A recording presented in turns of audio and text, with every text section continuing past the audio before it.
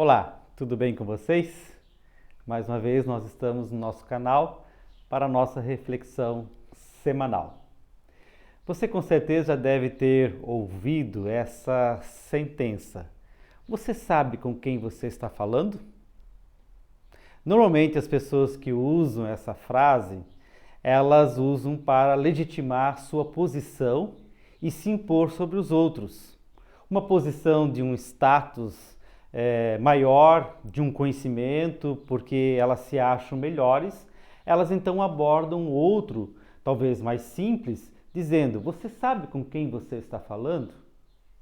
No último domingo, no Fantástico, saiu uma matéria sobre um casal que foi abordado por um fiscal que estava fiscalizando por conta da pandemia no Rio de Janeiro, aglomeração. E o fiscal, de uma maneira educada, pediu para as pessoas então se distanciarem, e aí o casal revidou de uma forma bastante agressiva, dizendo: eu cidadão não, ele é engenheiro civil, você sabe com quem você está falando? Somos melhores que você. Mais ou menos com essas palavras, essa foi a sentença dada àquele fiscal, e depois descobri que aquele fiscal inclusive tem mestrado e doutorado. Ele poderia muito bem ter revidado também com os seus conhecimentos, mas ele preferiu se calar e ter uma postura muito mais humilde, muito mais nobre perante aquele casal. Mas aquela situação não é isolada.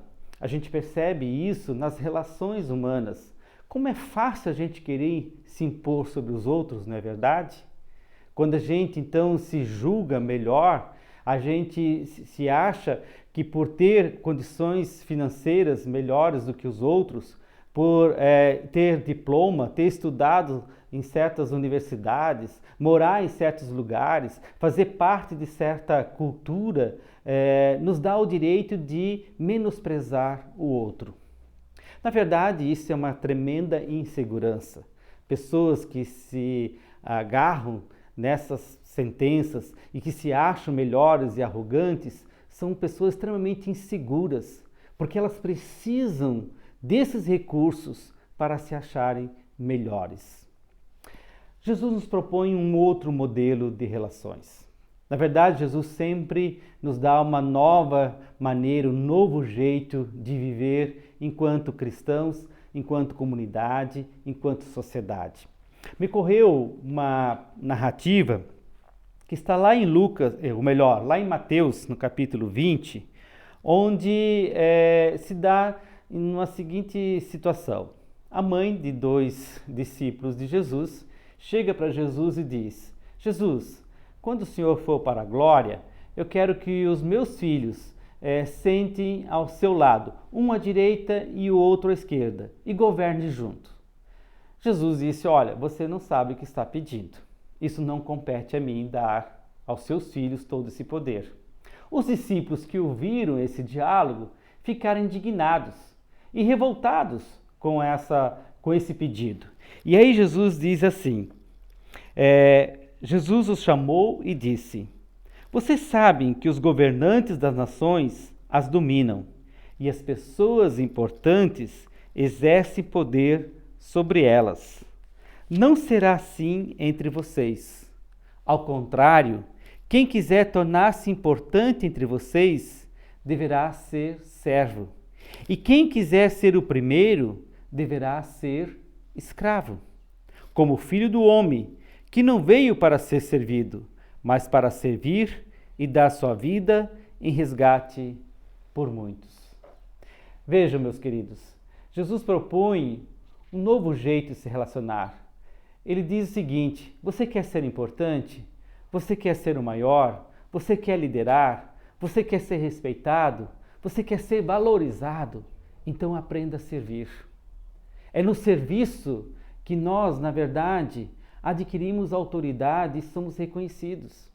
Jesus coloca de que entre os governantes, entre aqueles que se agarram no poder e que se acham melhores e que por isso podem mandar e desmandar de qualquer forma, Jesus diz: olha, entre eles é assim, mas entre vocês, discípulos, entre aqueles que querem seguir o meu nome e caminhar comigo, a relação é diferente.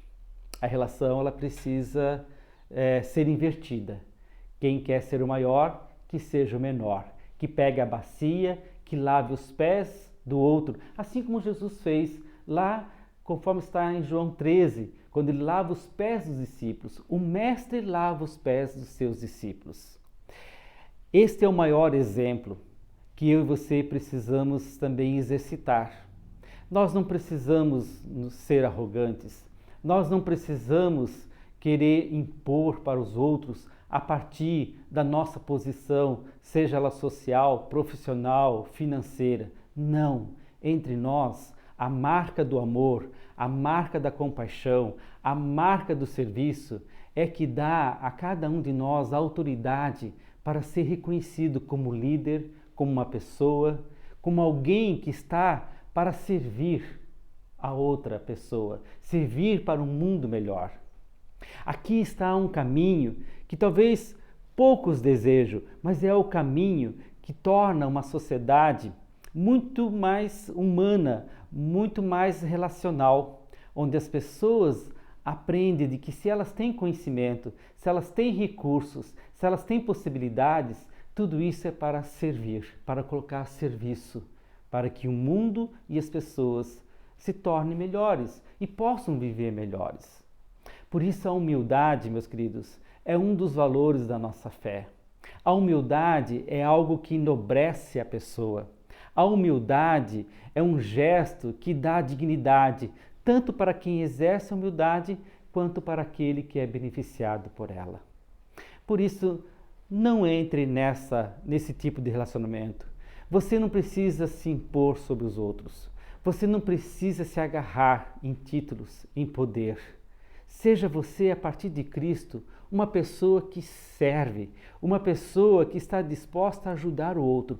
Isso vai lhe dar, com certeza, autoridade, reconhecimento, estima e valorização. Numa comunidade cristã, com certeza essa é a marca que Jesus deixa para nós. É essa a marca da obediência e do serviço.